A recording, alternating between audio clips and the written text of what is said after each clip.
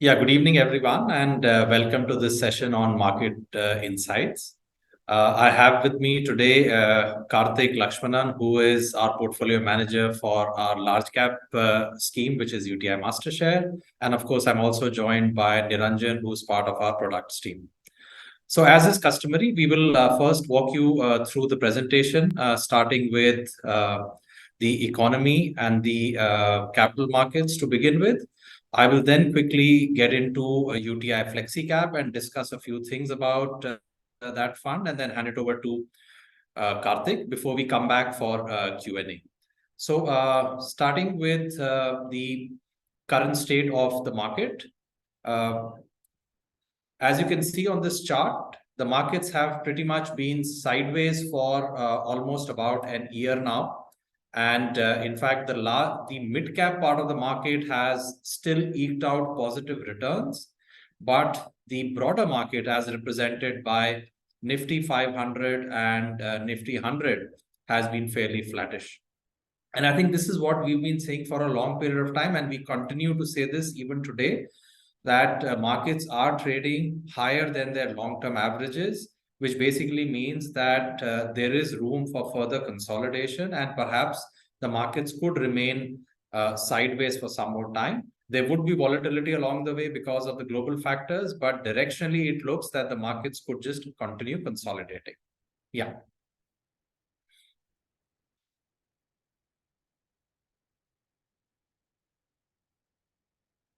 Niranjan, next, please. This is basically the long-term trend on the earnings. As you can see, in the long run, the earnings growth, and by the long run here, we mean 1993 to the present date, so basically 30 years. In the long run, the earnings profile for the Indian markets has been about 11%, not too different from India's nominal GDP growth, which itself has been somewhere around 11%. So therefore, for those of us who keep asking this question, that what should we expect from Indian equity markets in the long run, I would just, reiterate the fact that India's nominal GDP growth would be correlated to India's earnings. And therefore, if nominal GDP growth remains between 11 to 12%, so would be the longer term earnings. In addition to that, you would have some amount as dividend yield, maybe about percentage to percentage and a half.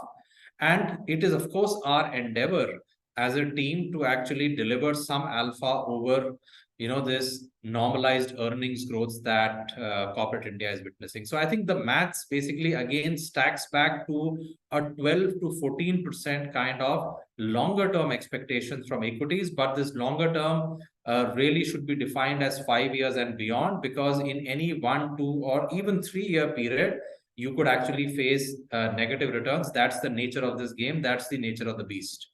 Yeah, next. Coming over to basically the valuations. As I mentioned, if you look at the right-hand side, which is Nifty 50 price earnings multiple, we are trading at about 10 to 15% higher than the long-term averages. Let me remind you that Nifty 500 is trading at between 15 to 20% to the long-term averages. This is because mid-caps are witnessing a higher premium to long-term averages compared to large caps. Yeah, next.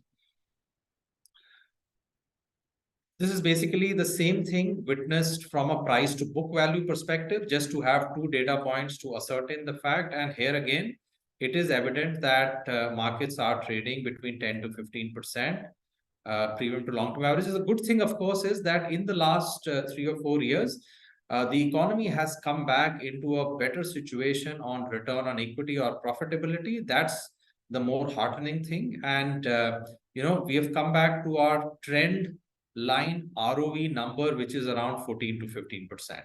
Yeah. If you look at the valuation for the mid cap and small cap, this is what the slide in front of you shows. We see that the overvaluation is the highest in small caps. Yes, the small caps have corrected significantly in the last 1 year, but do remember that they were excesses in 2020 and 2021. Despite the correction happening in 2022, we are still seeing a position in terms of overvaluation to be witnessed, the largest in the small cap segment, mid cap somewhere in between, and the lowest in the large cap segment. Yeah. Now, this is a very simple pictorial, I would say, illustration around the behavior between large caps and mid caps and how the equation keeps changing every few years. The shaded areas in gray are the ones where large caps have been trading at a premium, and the green areas are the ones where mid caps have been trading at a premium. Do remember that in the long run, there is almost parity between the large cap and the mid cap valuation. So their parity is represented by the yellow straight line somewhere around 0%. And whenever large caps get relatively more expensive, we see this gray shaded areas and vice versa. Of course, like we've been mentioning, mid caps continue to trade at a significant premium to large caps, and therefore from a medium-term perspective, it just appears to us, at least this data is suggesting to us, that there is a case for reversion to mean. Thereby, large caps actually should be outperforming mid caps in the coming years. Yeah. Now, finally, to sum it up, this is what the situation looks like today. By the way, the situation is so fluid that possibly, the commentary that we write for today usually gets stale by the time we move on to the next week. So, exactly 1 week back, we were talking about the terminal rate to actually have gone up from somewhere around 5% to about 5.5. In fact, some people were even suggesting between 5.5 to 6. And here we are today, because of the events around the Silicon Valley Bank and a few other regional banks, we are today talking about the terminal rate to possibly be at 5% and not go all the way to 5.5 or 6. But like I said, very, very fluid. We will just have to watch it very, very closely. As of now, it appears that the increase in the Fed rate has led to unintended kind of damage to the banking system. Unfortunately, people didn't realize, the policymakers didn't realize that this would lead to a huge mark-to-market loss on the bond book. Of course, there were certain banks which were having a disproportionate part of their assets into the bonds, and therefore they are facing the heat the most. But even for some other banks which may not have an outsized position in into either government of US securities or treasury securities, as they call them, or even bonds, the problem will be felt for them as well, and the losses could erode to some extent the net worth. So I think because of all of this, there is a rethink about whether we should be increasing rates steeply or not. The Federal Reserve hasn't commented on this, but I think the market participants are expecting some bit of a slowdown in the interest rates. In this backdrop, it would be interesting to watch the inflation data that will be announced tonight in the US. And if the inflation data remains benign, I think the case for taking a pause, at least for the March policy, could be a high probability event. Be that as it may, there are a few other things which are noteworthy. China announced its growth targets for the upcoming year, and that's at 5%. You would say slightly underwhelming. We would have expected maybe somewhere around 5.5 to 6%. That's not good news for global growth. It's certainly not good news for commodities, energy, and so on. In any case, what we have seen is that commodity prices and energy prices have softened. The fears around the ongoing war have abated. And I think the softness that is perceived in global demand over the coming years is leading to the energy stroke commodity prices remaining soft. As far as our own central bank is concerned, the repo rates were hiked further to 6.5. And I would just say at this point of time that our own central bank is not so worried about our inflation. Our inflation is not out of whack. maybe just about 100 to 150 basis points higher than its normal or the average inflation of the last couple of decades. But I think the central bank here in India would be closely watching what's happening in the US, because they do have to reduce volatility in the currency, in the Indian rupee versus the dollar. And I think their behavior and their policy stance would also be, in a way, reflective of what's happening in the US. As far as the central government is concerned, the budget did announce the targets on the fiscal deficit for FY24. The deficit is 5.9, certainly much higher than our longer term averages. The good thing is that within the next 2 years, by FY26, the government is promising to come down to a much more manageable 4.5% number. As far as earnings quality is concerned, I would say FY23 year started with the expectations of strong earnings growth, but because of pressures on the margins, FY23 did turn out to be a weak year in terms of earnings.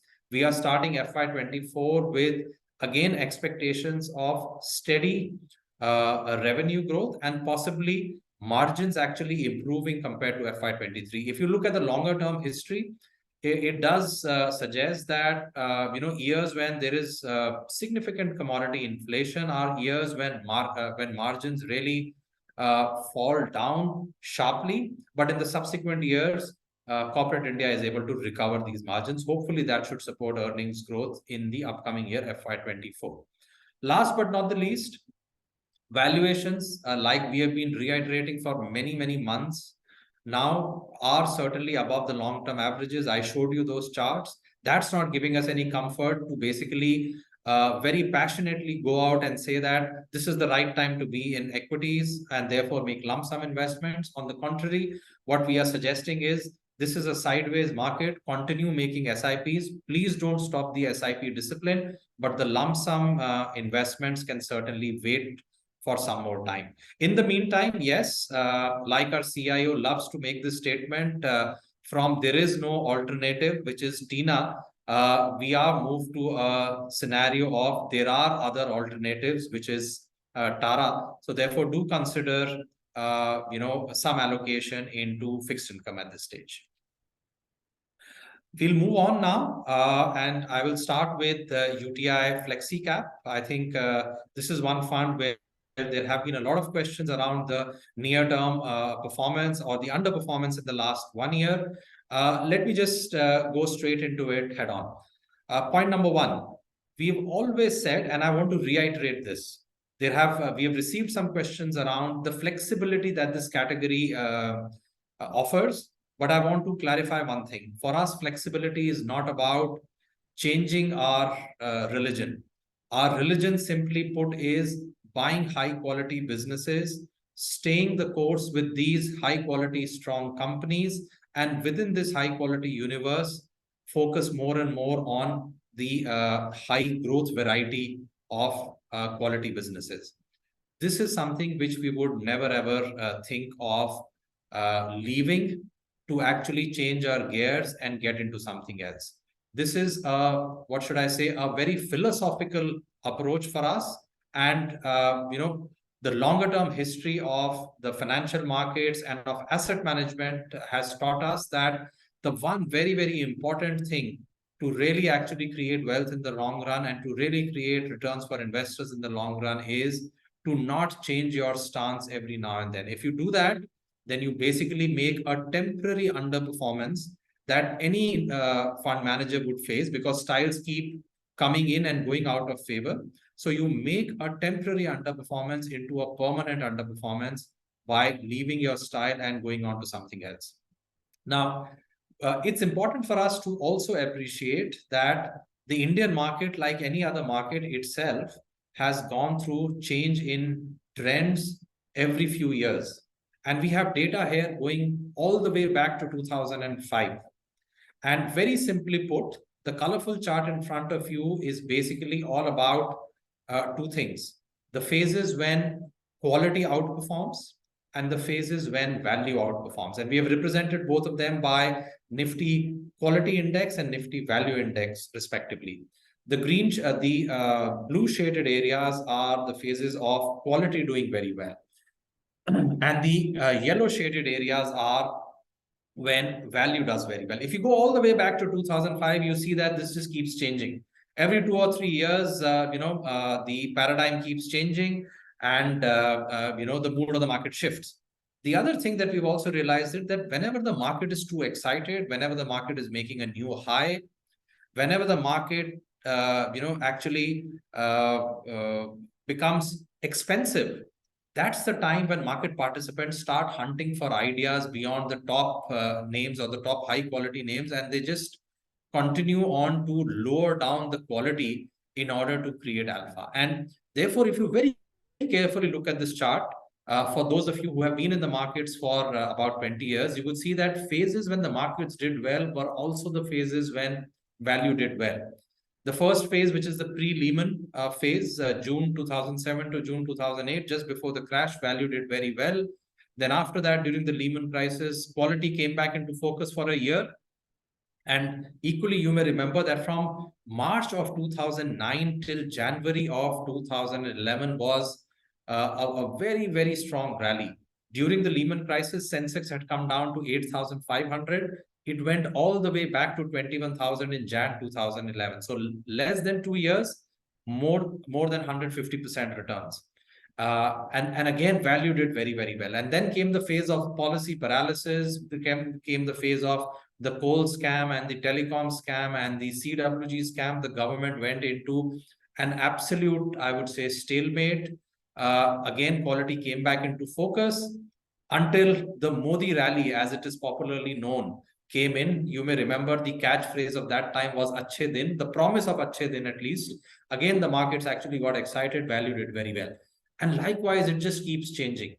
In the last 2.5 years, I would say, ever since the bottom was made in March, April of 2020, after which, despite the pandemic going on, the market started on their journey up.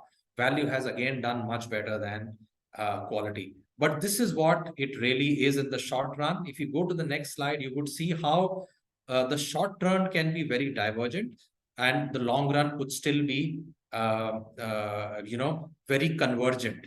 But before I go there, let me just show you another chart which could be of importance. Here, in the chart at the top, we are talking about the phases where quality either outperforms the broader market or it underperforms the broader market. The green shaded areas are the ones when quality would actually outperform the broader market. The gray shaded areas, and these are the shaded areas which are below the line in the middle, are the ones when quality underperforms the market.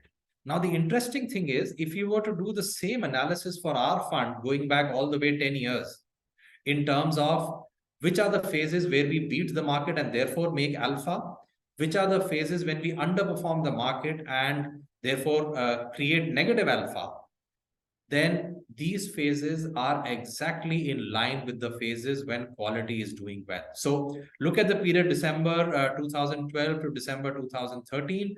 Quality did well. We created big alpha. There was a very small phase, when quality underperformed, and our outperformance also went away in that phase. Again, you came to a phase of 2016 and 17, quality underperformed. That was also the phase when our fund gave negative alpha. And if you very closely watch this, you would realize that phases when value is doing well are not the phases when our fund will do well. It is by design, because like I said, the one thing that we are committed to, like a religion, is the fact that we would never ever replace our quality portfolio with anything which doesn't have the signs of a high quality business, even if that means that we would be underperforming for that period, because we do know that this patience is eventually rewarded, and rewarded very, very handsomely. If we go to the next slide now, this is about basically the divergence in the short run and the convergence in the long run. So like I mentioned, over the last 1 year and 2 years, and in fact, even 3 years, the value index has done significantly better than the quality index. 1 year phrase, 23% is the return given by value, minus 4% is what quality has delivered.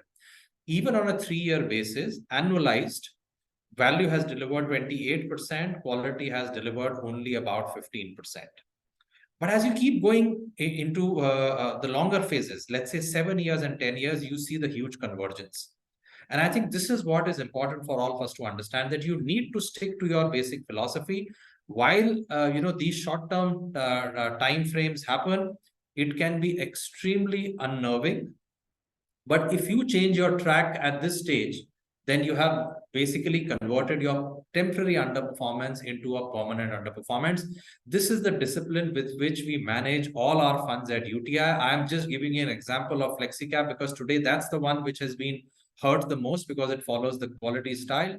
But with the same kind of discipline and passion and focus, we run our value strategy, we run our growth strategy, we run our quality strategy. And I think if we remain focused on each one of them in terms of their core philosophy, we have the ability to create long-term alpha in each one of them, because we are conscious about the fact that what is important is sticking to the businesses that you are selecting rather than focusing on what their stock prices are behaving in the short to medium term.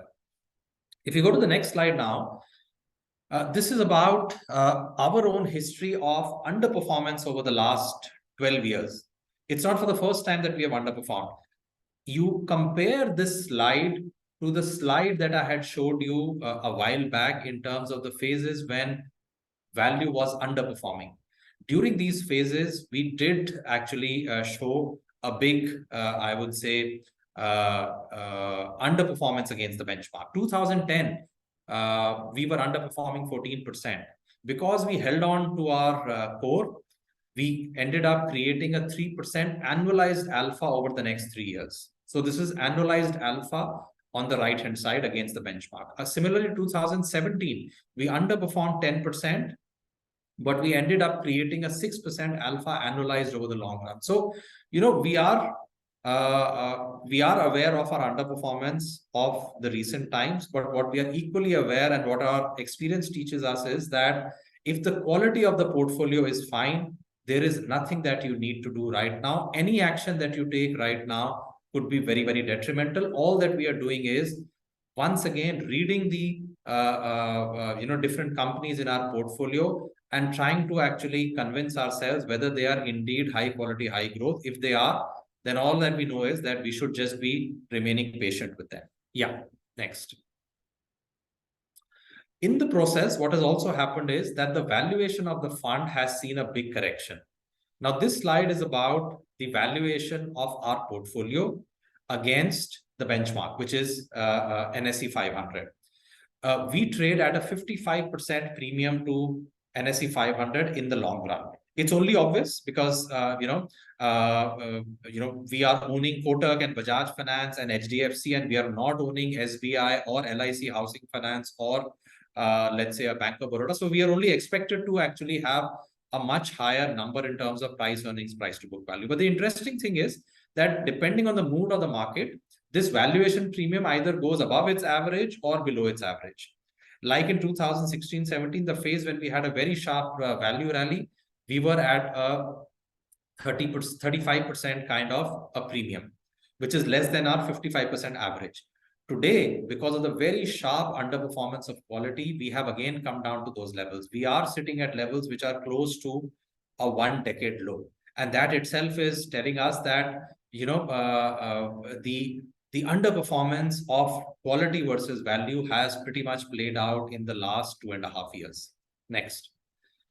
I'll just quickly now spend a few minutes on a few companies as a test case to tell you how are we gaining our conviction, how are we, in fact, remaining extremely confident and steadfast about our portfolio. Now, this slide basically has the 5 largest constituents of our underperformance. These are not the 5 worst performing stocks, but these, because of their high weightage in the portfolio, these are the 5 stocks which have led to the maximum drag to our performance. Let us take Kotak Bank for a minute, because I think that's a stock which all of us can very easily relate to. And you can look here that on a 1-year basis, in fact, the numbers would have become slightly more negative by now. But on a 1-year basis, Kotak has delivered 2% return on a 2-year basis, minus 4% CAGR, on a 3-year basis, 6% CAGR. I don't recollect a period where Kotak would have performed so poorly in the last 20 years. But yeah, this is the kind of, I would say, nature of the market. Surprising things can continue happening. But are we worried about this? We are not worried, because if you look at the next few lines, in terms of sales growth, which could be also the NII growth for Kotak, it's a very steady 16% over the long run. If you look at the net income growth, the profit growth, it's a very steady 19 to 20% all across. Finally, if you look at the ROAs, they are an impeccable 1.9% or 1.8% through the cycle. And if you finally look at the valuations, today Kotak is trading at the lowest premium to SBI that I have ever seen, or we have ever seen in the last 20 years. So yes, many factors would have led to Kotak underperforming. It is the same bank with the same expectation of about 15 to 16% growth in the long run while maintaining its ROAs. We are getting it very cheap, so we have no reason to lose sleep over it. If you go to the next slide now, these are the 5 stocks which we don't own in the portfolio, which are part of the benchmark, and they have reasonable weightage in the benchmark. We don't own anything in them. And these have also been the reason for our underperformance. So the underperformance here is on account of not owning them. Let's start with State Bank, a darling of the stock markets as of today. 33% 1-year return, 48% 2-year return, 22% 3-year CAGR. Longer term, as you keep going longer, the returns actually keep getting diluted, because do remember, a poor business in the long run will actually never be able to give you the kind of returns that a very high quality business would do. But of course, you will go through these cycles every now and then, and sometimes even a very poor business can give very solid returns at a particular point of time in the cycle. As part of UTI Flexi Cap, we don't attempt to, time these cycles. We try to do that in some of our other funds, but not in Flexi Cap. Here, what we are focused on are the longer term outcomes. So let's look at the longer term outcomes. I showed you longer term outcomes of 15, 16% growth of Kotak in the long run. The same number here is 12% or 11%. Let's look at the net income. It looks to be a very strong 150% 3-year CAGR or a 165% 5-year CAGR. Over a 10-year period, it is less than half of Kotak at 9%. Kotak, as you remember, was 18, 19%. Why is this so strong in the last 3 or 5 years? Because the profitability crashed. 100 became 50. From 50, you have come back to, let's say, 110 or 120. That's why over the last 3 or 5 years, it looks good. If you look at the average ROAs over the last 3, 5, and 10 years, they are just about 0.5. This is what is the key area of focus for us. A good, well-managed bank versus a very average bank. We don't mind staying with the good quality bank, even if it underperforms for a few years, because we know that in the long run, it will create great alpha for us. And that's the reason why we are not losing sleep. If we quickly come down now to the next few charts, there are a few things which I want to show you. Now, it's very easy to make a commentary that, longer term returns are made by selecting the right kind of stocks. But our own experience at UTI over the last many, many decades is that the big money is not made by selecting the right kind of stocks alone. Of course, that's an important thing. But the big money is made when you stay with those stocks very, very patiently through different cycles, because markets basically make you look like a fool at different points of time. Even the best of company would go through very, very horrible phases. If you continue focusing on that, then you will never be able to generate the kind of long-term wealth that these businesses, which are strong businesses, can deliver to you. I'll give you a few examples. Maybe we can take Kotak first, Niranjan, and then come back to Berger. So if you look at Kotak, the stock that we described, over the last 12 years, it's given a 20% CAGR. Despite such a poor performance in the last 3 years, it's still a 20% annualized return. Very few banks have been able to deliver. Do remember, to get this 20%, you had to go through these very trying and testing periods. Starting 2011, 27% correction there. Then again in 2013, a 25% correction. The stock was sideways for 2 years. Then in 2015, a 20% correction. The stock was sideways for more than 2 years. Again, a 25% correction in 2018, just like a 16% correction and a sideways movement for more than 2 years. Nothing abnormal about it. If you go to the previous chart, which should be on Berger, a very, very similar example. It's given 30% CAGR over 12 years. Is this the first time that Berger is giving you such kind of, a steep underperformance? Starting 2010, it did fall by 36%. In 2015, it fell by 30%. In 2016, it fell by 50%. In 2018, it fell by 30%. And I don't even remember these reasons. Why did it fall 50% in 2016? But that's the nature of the markets once again. Don't ever confuse between a great business which has the potential to create great wealth in the long run versus why is the stock underperforming in the near term. If you try to find reasons for underperformance in the long run, I think you've taken a very wrong road towards wealth creation. And this is where I was saying that wealth creation is a function of an amazing amount of discipline, humility, ability to look wrong for many, many quarters, sometimes years together, provided what you are holding is the business which is exactly the same as it was 2, 3, or 5 years back. With that, I'll just come to the concluding part of my presentation. Niranjan, if you go down, there are just 2 slides that I want to show now. Number 1, just like it is firmly etched in your mind that SIP is the right way of investment into the markets, timing the market is not right. I want to take that example forward to explain to you that when it comes to high quality businesses, SIP again is the right kind of approach. Trying to time the market by saying that quality will do well at this point of time, I will enter then and then exit when quality has become expensive, is not something that will yield results. Very simple example. These are all the companies from our portfolio across sectors. I'll just take one example to prove the point.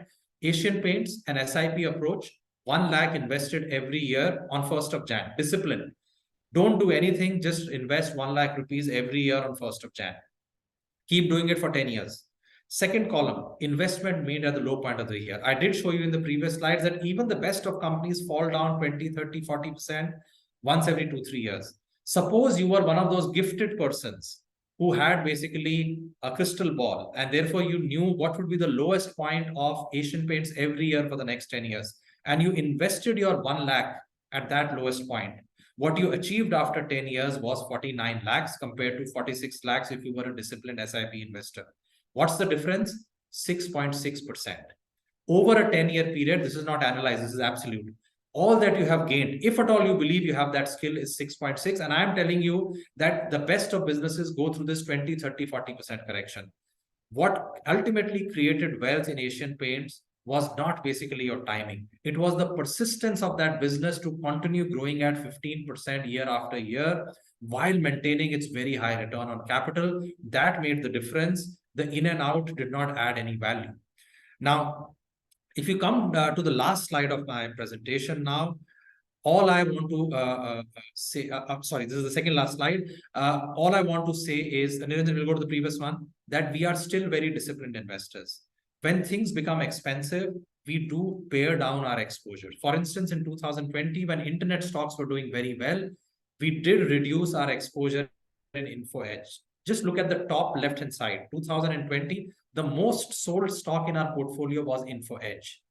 The most sold stock in our portfolio was also Divi's, because these stocks had seen a huge run-up in their prices and their valuations. We wanted to maintain the exposure like a disciplined investor. We never sold out completely, but we never allowed our position size, which was 3%, to become 5% or 6%. Equally, in the last years, 2022, if you come to the right-hand side bottom, Info Edge has been the most bought stock. The world may be writing negative about technology companies, long duration, growth companies. Because the valuations are so attractive, we have not allowed the stock to go down to 2% or 2.5%. We've been buying continuously, including today. And that's why our exposure to Info Edge is still at 3%. Now, that's the discipline that we exercise within our quality framework. Anything which goes up in an unwarranted manner, we will never sell completely, but we will not allow it to become a large position. Anything which falls, which is equally a great business in the long run, we will continue buying it, and we will always try to be against the market rather than flowing with the market. Last slide now is on our longer term outcomes. Why are we confident about our strategy? So long as we are able to create a portfolio which grows 4 to 5 percentage points higher than the market, both in terms of sales and profits, as is shown in the top, over the long run, we are confident that we will generate returns closer to these outcomes. Number two, we are not compromising on quality one bit. Our return on invested capital, very simply put, return on capital is 5 to 6 percentage points higher than the market. We haven't been compromising on that ever, and we're not compromising on that even today. Last but not the least, this is a portfolio where you don't need to worry about leverage. This is a portfolio which has net cash rather than net debt. And despite the market environment, despite Fed increasing interest rate, that doesn't worry us because the companies that we are owning are net cash. At this stage, I will hand over the call to my colleague Karthik, and we will come back once Karthik finishes for taking your questions. Thank you very much. Thanks, Ajay. Good evening, everyone. So I'll cover Mastershare and why large cap and eventually how Mastershare's performance has been through the years. Mastershare is the oldest fund in the industry with over 36 years of existence. It's a large cap by category, but even before the regulations came in 2018, it's always been run as a large cap with at least 80-85% exposure to the large cap companies, which is the top 100 companies by market capitalization. So the fund typically has a moderate concentration of about 45 to 55 odd stocks, and it follows a blend of growth at reasonable price and some value as well. So we have a mix of growth and value, and the benchmark is the S&P BSE 100. Going to why large caps, and then I'll come back to Mastershare strategy. So large caps, if you see, have typically a few advantages. One is many of them are the leaders in the category, whether it is banking, IT, FMCG, many of the leaders are the large caps. Being the leaders itself, they have some advantages. Besides that, from a financial strength perspective, many of these companies have long existence. They're there for a few decades. They have seen many cycles, and to that extent, they've seen the ups and downs and kind of maneuvered their business model such that the balance sheet can withstand all of these pressures. So many of them have very strong balance sheets. And other key point is the economies of scale. Being large in size with market shares, say anywhere from 20 to 40, 50%, many of these companies have the size advantage, which helps them bring down the kind of cost and reach a wider audience. The competitive advantage or edge that this brings in is you could provide a low cost service or product, and you could kind of have a distribution network which is far higher than the rest of the peers. So that's typically some of the features of many of the large cap companies, and that provides them the advantage to have a longer runway for growth. If we go to the next slide,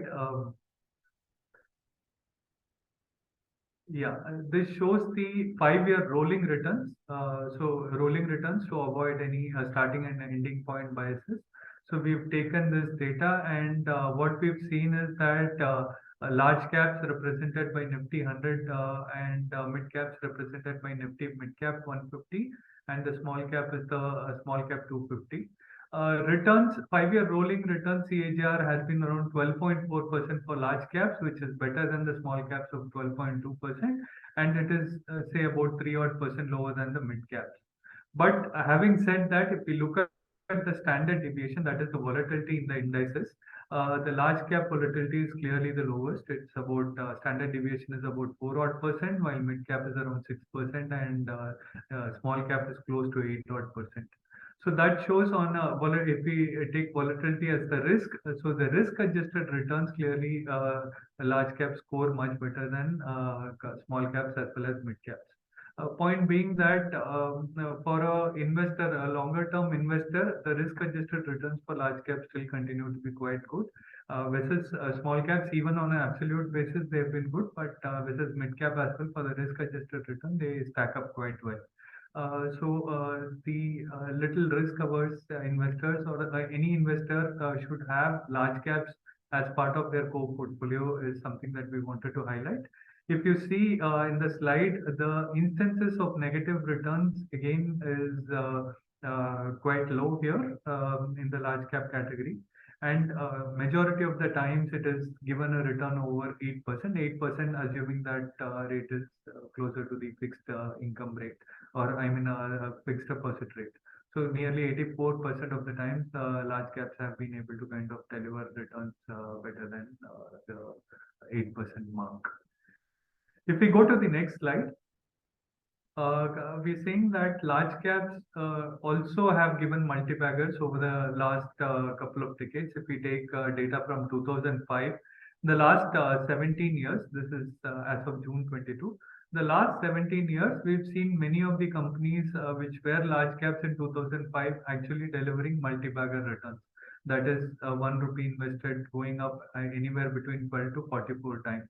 SBI had 12 while HDFC Bank had 44. That's the wide range that we have. So point being that even large caps have been multi-baggers or generated far higher returns. It's not only the domain of mid and small caps, but even large companies have further grown larger in the last 2 decades. If we take the next slide, even in the recent past, say if we take last 5 years data, 2017 to 22, the scenario is similar. We have many companies which have had at least 2x or 4x returns. That is the 1 rupee invested becoming 2 rupee or 4 rupees, which is in CAGR terms is anywhere from 17 to 31% odd. Point being that large caps also can give you multi-baggers. If we go to the next slide. But having said that, it doesn't mean that all large caps will give good returns. In that case, you could be invested in all of these top 100 companies and you could reap the benefits, but that's definitely not the case. There are few companies which fall by the side over years and few companies which come in. So the companies which suddenly start to underperform, there are some warning signs that their earnings growth will be lower or their business is going through a deterioration or their market share, they're losing market share. Some of these early signs, even if we are not able to catch right at the turning point, even if we are able to catch it quite early, you can save quite a lot of money because not all companies have delivered very good returns. So that's why we are saying the same time frame from 2005 to 22 or 2017 to 22, we have had few underperformers as well. And if we could identify them quite early, that was one way to kind of generate alpha or reduce the underperformance of those stocks. So here we have a couple of industrials which came into the index, but subsequently, because of either issues of leverage or because of order book kind of depleting, we've seen those businesses not performing very well. And to that extent, we're saying that not all large caps can be invested into. You need to identify the companies which have a superior business model. With that, if we go to the next slide, this is coming to UTI Mastershare. The fund has followed a philosophy of GARP, which I mentioned initially, but the focus is all the more on the competitive franchises or competitive advantage, as Warren Buffett calls it, the moat of the business, where the competitive advantage can be in terms of lower cost of funds if it is a lender or a financial company. It could be lower cost of operations for any other manufacturing companies or even some of the services companies, or some patents or say a distribution reach or the brand itself if it is a consumer facing business, so on. So many of these advantages provide them the ability to continue to grow and reinvest the profits and grow at a very healthy pace over a longer period of time. So it provides us profitability as well as visibility of that profits growing over the longer period of time. So that's where the competitive advantage is the key metric that the fund tries to identify.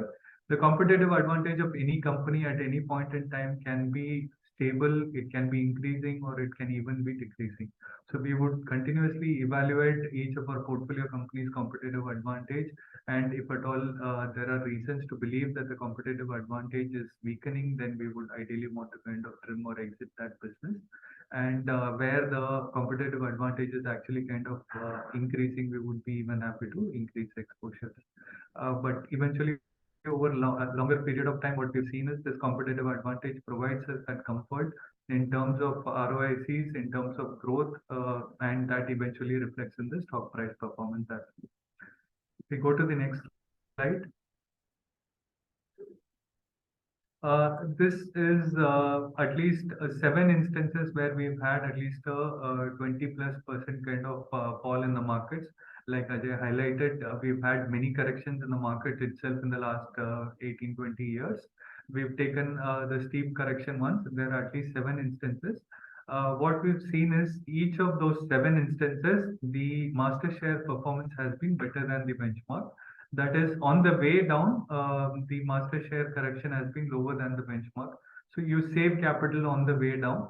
That shows the quality of the portfolio that you are running, especially during the downturn. If the investors kind of stay through this correction, post that in the next 3 years or 5 years, if you see the right hand side last 2 columns, the 3-year or 5-year returns have been quite healthy. So that's where, while corrections are part of the market, if the investors stay through that course, what we've seen is quite rewarding experience in the next 3 and 5 years.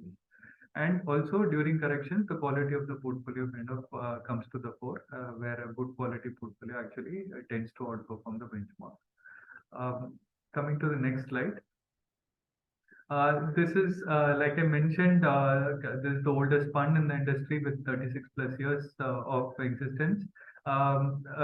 Just a simple exercise of 10 lakh rupees invested right at the inception, how it would have fared if it was invested in a BSE 100 total return index, versus how it would have fared if it is invested in Mastershare and all the dividends were reinvested. What we see is that the 10 lakhs would have become close to 18 crores, or around 17.9 crores for Mastershare versus 11.9 crores for the index. So that's almost a 1.3% of outperformance, CAGR outperformance over a period of 36 odd years, just showing the power of compounding over a longer period of time. Coming to next slide. This is the rolling returns of UTI Mastershare itself. What we've seen is in the 1-year phase, there have been many phases where the returns have been negative. We've had 20% or 21% of instances where absolute returns have been negative in Mastershare. But as the investors' time horizon keeps increasing, if they move to 3 and 5 year and 10 years, you see that the negative returns instances have come down significantly. Same with the example of 8%. I mean, taking 8% as a fixed income kind of benchmark. We're seeing longer term horizon. There is high probability that Mastershare has had returns better than that 8% range. So just again bringing home or trying to drive home the point that this is equities is a longer term asset class, and the investors need to follow the discipline and like Ajay mentioned, follow SIPs or also stay invested for the longer term, and that's how you clearly benefit as far as equities is concerned. We go to the next slide. Yeah, I think with that. Thanks, Karthikraj, for a detailed overview on UTI Mastershare Unit Scheme, and also Ajay for sharing thoughts on UTI Flexi Cap Fund and on the markets. So now we will move on to take the questions from the viewers. We have already received a few questions beforehand, and we are going to post it on the screen. And also there are more online questions coming up. So I request participants to keep posting your questions, and we will take as many questions as possible over the next 20 minutes or so. First question is to you, Karthik.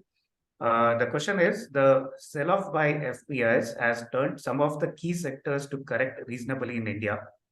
Are there more headwinds for the track to continue? And what are the expected drivers for recovery? Like FPIs have been, I mean, just taking a longer term history, FPIs have been buyers into India over the last 2 decades, but we've seen them selling in the recent past. And typically, they're overweight in sectors like, I mean, the large sectors like financials and IT. And in the short term, if there is some selling, that could have some impact. But again, going back to fundamentals, eventually the fundamentals prevail, while the flows are very difficult to predict. And in the short term, they may have a bearing, but eventually what matters is the fundamentals, the ability of the companies and the sectors to kind of grow. So to that extent, we believe not necessary to focus too much on the flow direction and who is selling and who is buying, whether it is FI or FPI who is selling and domestics who is selling. It really doesn't matter. If we stick to the fundamentals, that clearly would help more. From a sector perspective, we've covered some of that during the course of period, but what we believe is IT is a secular sector which has created a lot of wealth in the last 2 decades. It's seen a bit of correction in the last 1 year or so because of excess valuations and a bit of global slowdown concerns and the interest rate hikes that we've seen. But the structural growth levers still exist, and that's one sector which we continue to be positive on. And within financials, again, the large banks, the private banks is something that we continue to be positive on. These are 2 sectors which may have been impacted by the flows. That's why I'm just highlighting these. So the longer term story still remains intact for many of these companies and sectors, and don't really see so much of an issue. From a macro perspective, clearly India this time has stood out much better.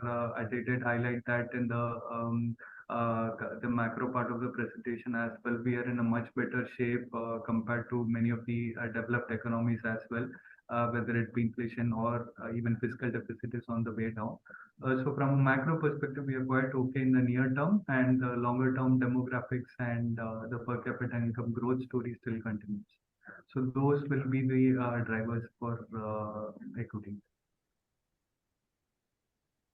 Yeah, sure. Thanks, Karthik, for that.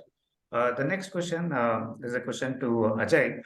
Ajay, the question goes like this. The abrupt collapse of banks in US recently, which has come in the news, has once again put the investors into spot. So what is your take on its impending effects on the domestic markets and banks in India? So Niranjan, it's basically an evolving situation. Let me not sound like a person who understands this very well and knows what would be the impact of this just 4-day or a 5-day-old event on global economy, global markets, and also Indian economy and markets.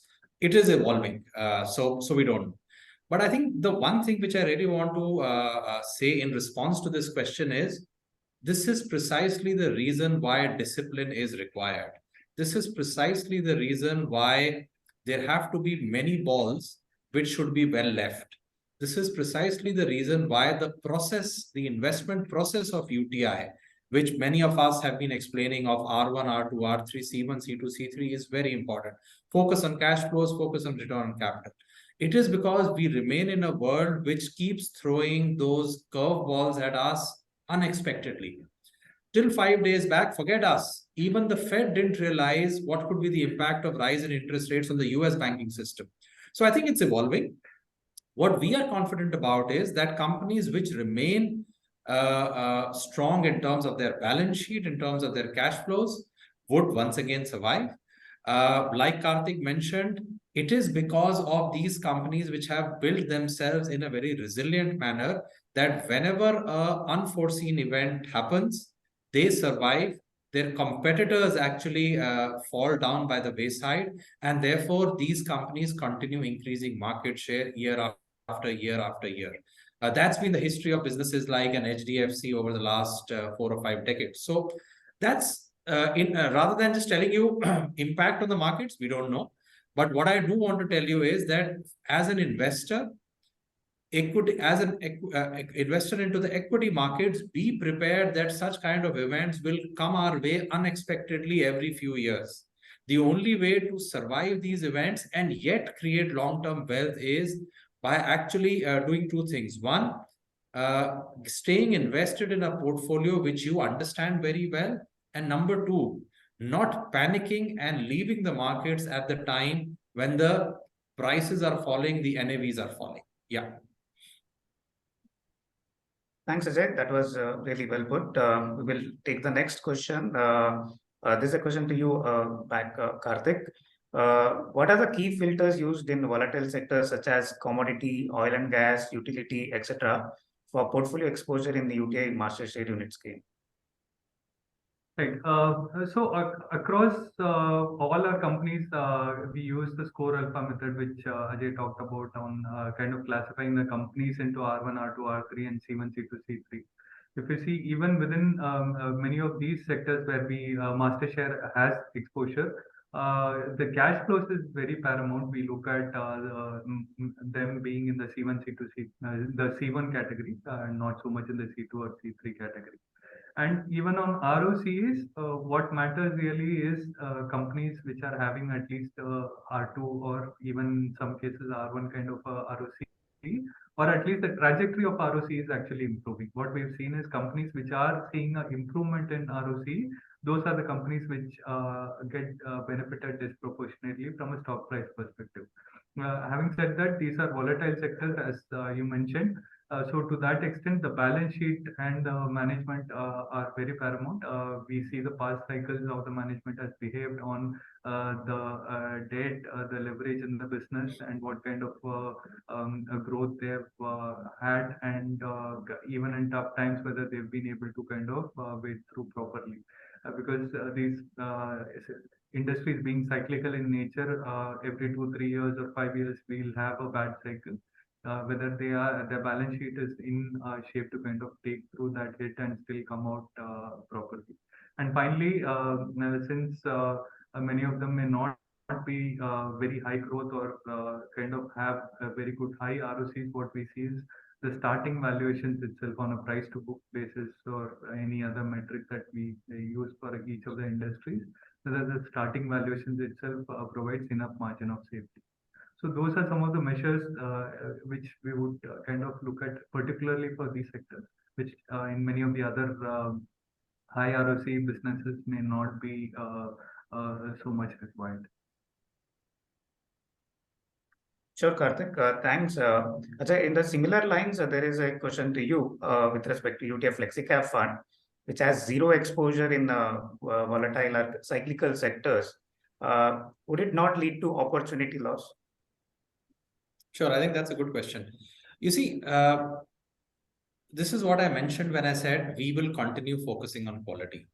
What we are trying to do in UTI Flexi Cap, and I think we must understand that each fund has a very different philosophy of creating its portfolio. And we always try to put our fact sheets in front of our investors of our different funds, whether it's Flexi Cap, Mastershare, Value Opportunities, Mid Cap, to make investors understand how do we run this portfolio. In case of Flexi Cap, what we are trying to do is basically buy high quality businesses, which we define as businesses with very high ROCs and cash flow generation, along with the fact that these businesses are going to show secular growth over the next 10 years.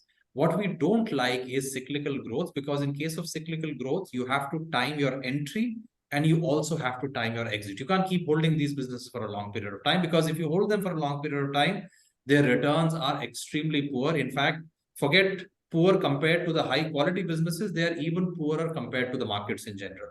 So that is something which we are not trying to attempt at all. What we are trying to deliver to our investors is a very high absolute return in the long run. So simply put, what's the choice in front of us? The choice is, do you want a 15-16% CAGR over a 10-year period, which could be a little more volatile, compared to, let's say, a 14% CAGR over a 10-year period, which would be less volatile because you're participating in different parts of the market, which in other words, reduces the divergence with the benchmark performance. The answer is we are basically in UTI Flexi Cap going for the former. We are basically wanting to maximize investor returns in the long run. By the way, risk is not defined as volatility. So let me make it very clear that by being volatile, it's not that we are taking high risk. We are actually, our portfolio is a low risk portfolio because of the quality of the portfolio. The damage in terms of permanent loss of capital in a portfolio like ours, which is focused on quality, is very, very low. So yes, we could be volatile, which means that there could be phases when we are underperforming the market. So be it. What we are focused is on very high risk adjusted return. And here risk is basically, permanent loss of capital, which we try to avoid by focusing on a very strong balance sheet. So yes, it could lead to loss of opportunities in the short run, but really not loss of opportunities in the long run, because these businesses, like I said, have to be exited very quickly. And we don't want to, get into this getting in and getting out in UTI Flexi Cap.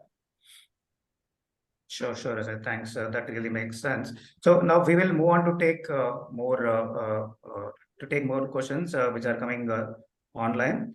Ajay, there is one question to you. So over the last few quarters, the central banks across the economies have hiked the interest rates to fight against the surge in inflation. So how is India's macros placed today related to other emerging or major markets from the looming concerns of economic slowdown? So I'll just make 2 quick points here. In a way, we are in a very, very strong position today compared to many emerging economies, and certainly compared to most developed economies. Number one, our average inflation over the last 20, 30 years has been about 5.5%. We are today sitting at 6.5%, which basically means that, we are only 100 basis points higher than the average, and maybe 200 basis points higher than what the central bank wants to achieve. This is very different from US sitting at 6.5%, when their target is basically a 2% CPI and their average is 1.5% to 2%.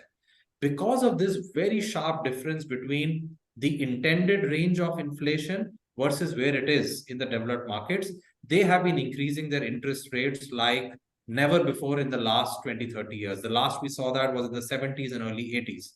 Now, India doesn't need to do this, and therefore our policy rates have not gone up the way they have gone up for the developed world. And as a result, our 10-year yields today are lower than what they used to be in 2017, which in turn are lower than what they used to be in 2012. So to that extent, in this rate increase cycle, we're not looking at breaking 10-year, 20-year, 30-year records like the US has broken a 40-year record in terms of all-time high interest rates. So our situation is fairly well in control. The fall in commodity prices are only going to be good news for India, because we have a big current account deficit. We are an importer of commodities and crude oil. Both these things are looking soft going into the future. So I think the only sticking point for us is our high fiscal deficit.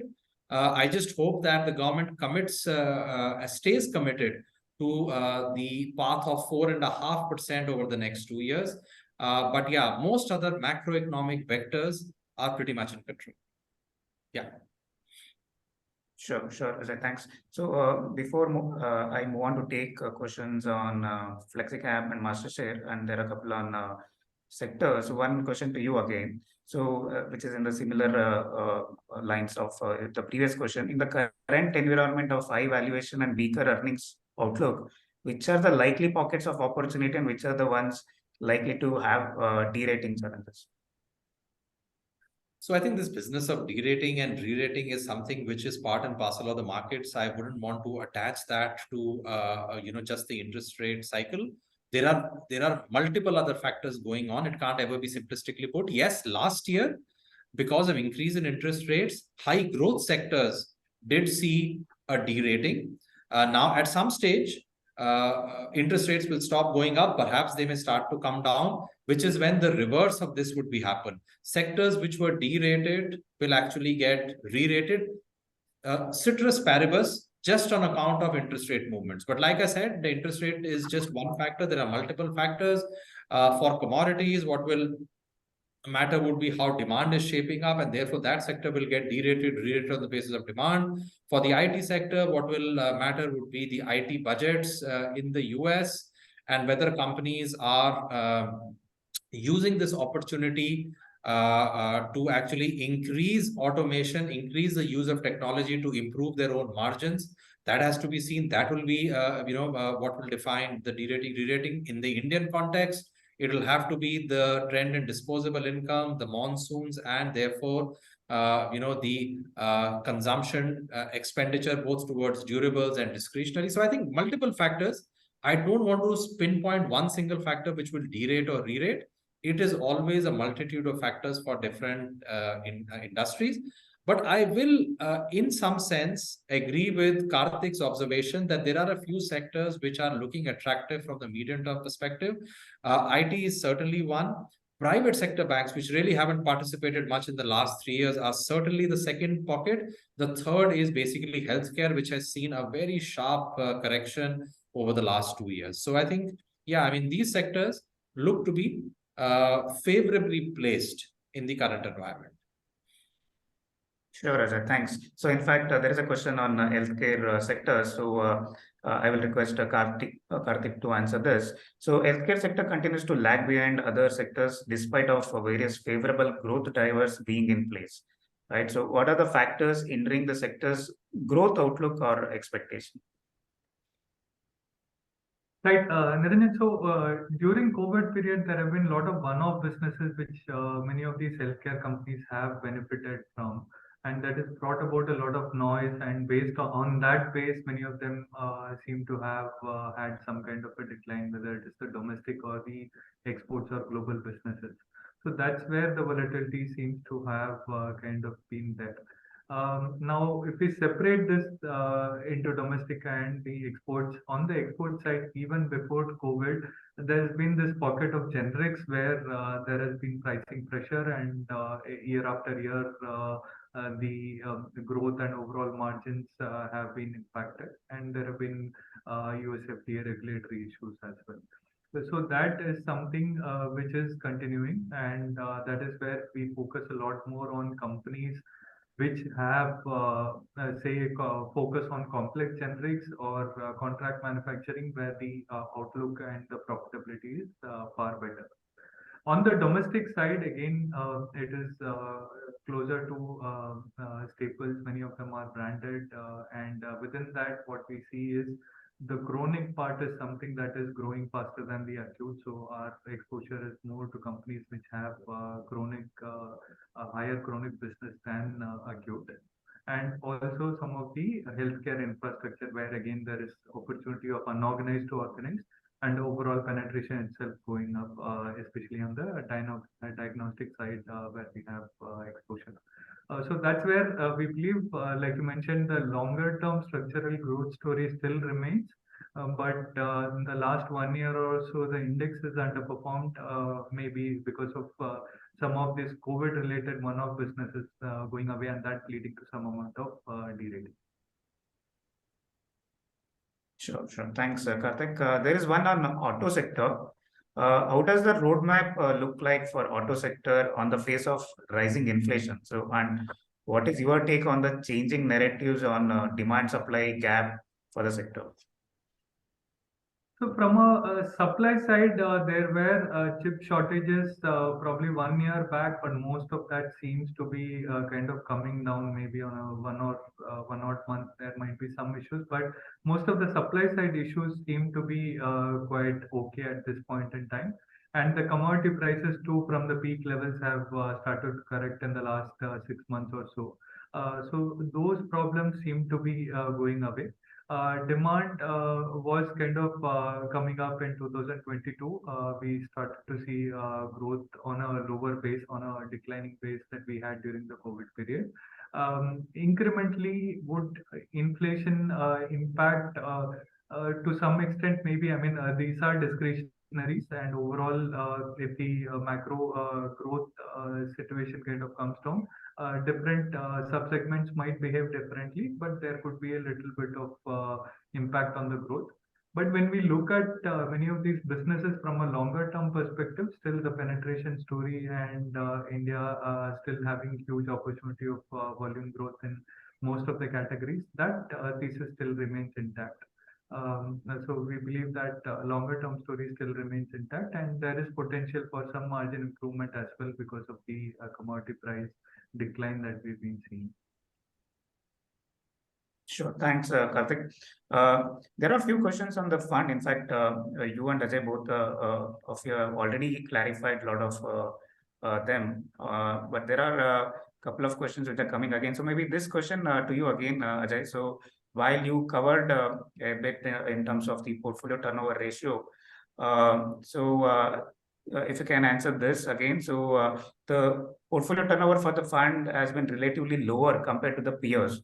So what is the rationale behind its buy and hold approach when the fund has the flexibility to manage the portfolio dynamically, and also why the fund does not take much of a cash call, which some of the other funds do it in their portfolio. So if you can share some insights there. Sure. So I think I'll answer these questions from a more philosophical perspective, more from the perspective of the discipline that we follow here at UTI. Number one, cash calls. This is a big no for all of our funds.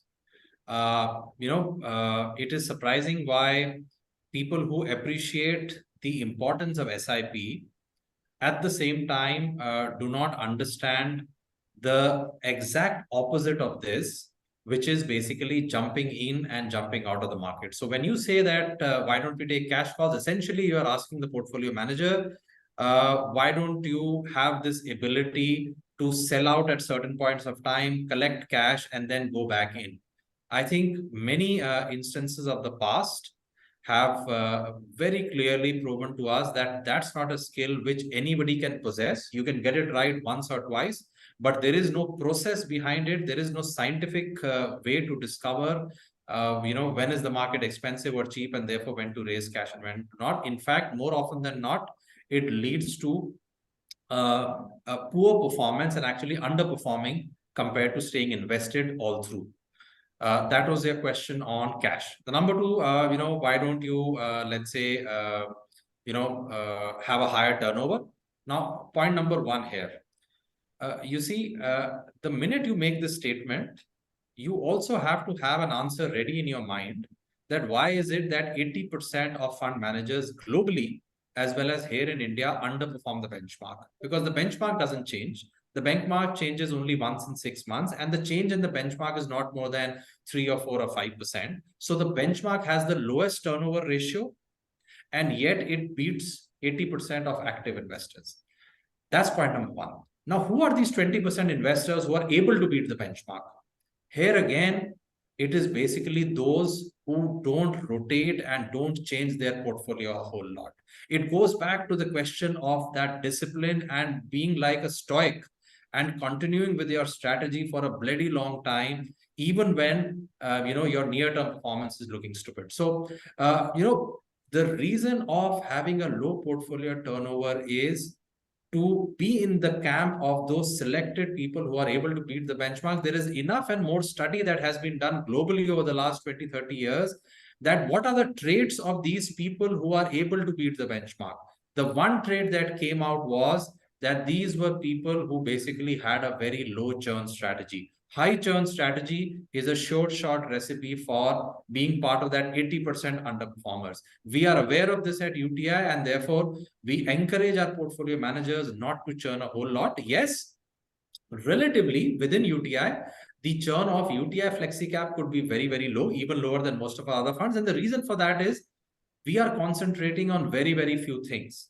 We are not buying commodities. We are not buying aviation. We are not buying real estate. We are not buying energy. So anything which doesn't give the hope and prospects for strong ROCs in the long run, we are not buying, which means that our universe is much lower, which would naturally mean that we would stay focused on these companies with a low turnover. Yes. Thanks, Ajay, for that lucid answer. So in the interest of time, so we will take last two questions for the evening. There is one question on the Mastershare.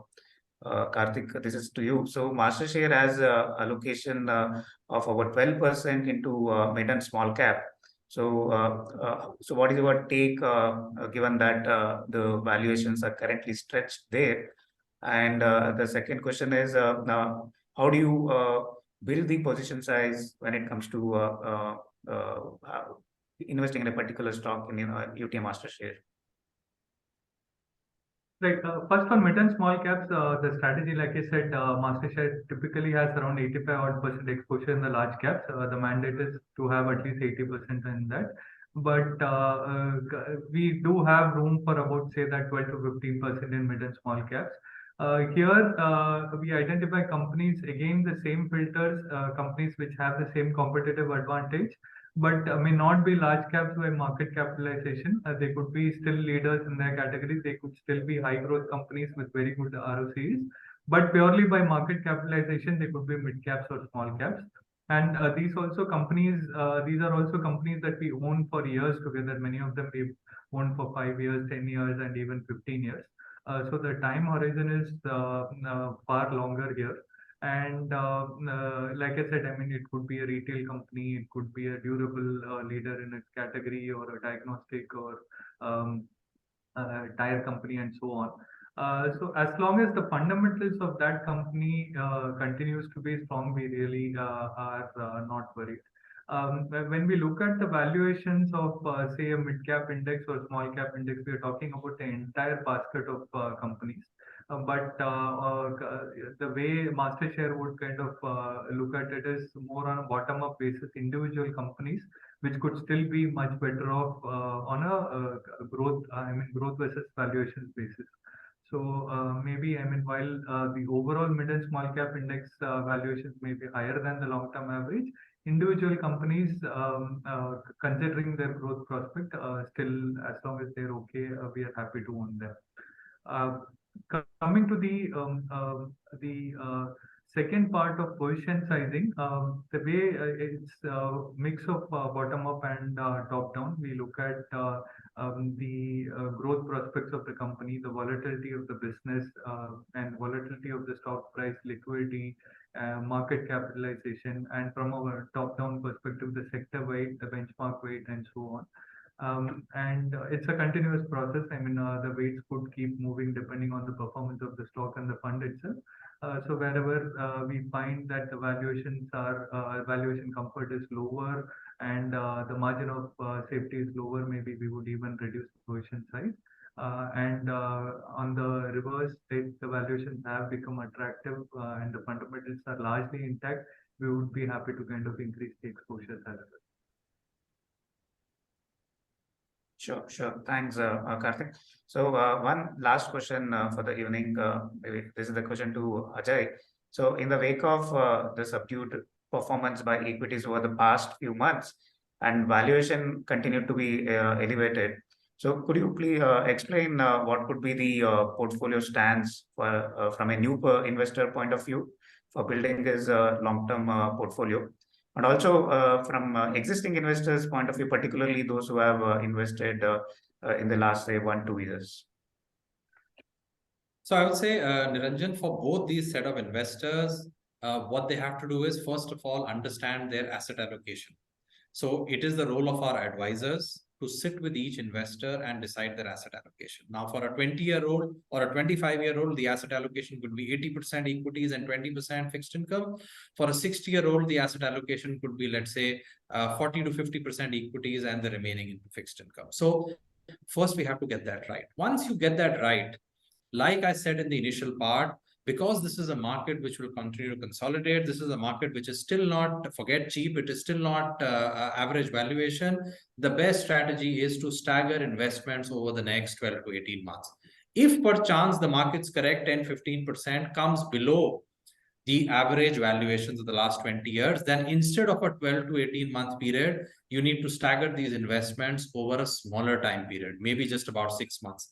And if markets go down to where they were in 2013, which is, let's say, a PE multiple of 12 or 13, or maybe 13 or 14, that's the time when a lump sum investment what that we would advise. So at the current juncture, 12 to 18 months for a new investor, for an existing investor, as per the asset allocation, continue doing your SIPs.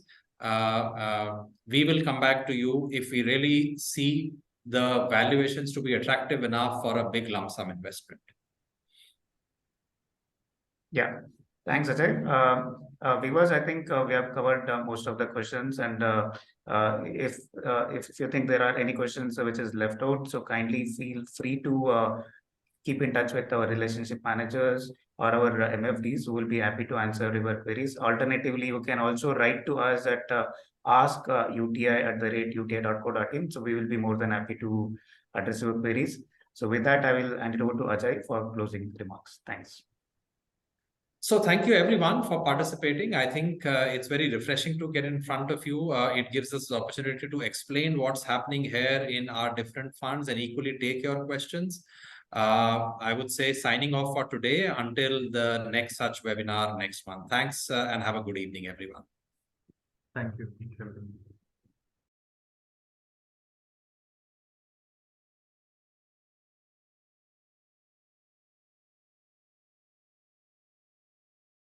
Mutual fund investments are subject to market risks. Read all scheme-related documents carefully.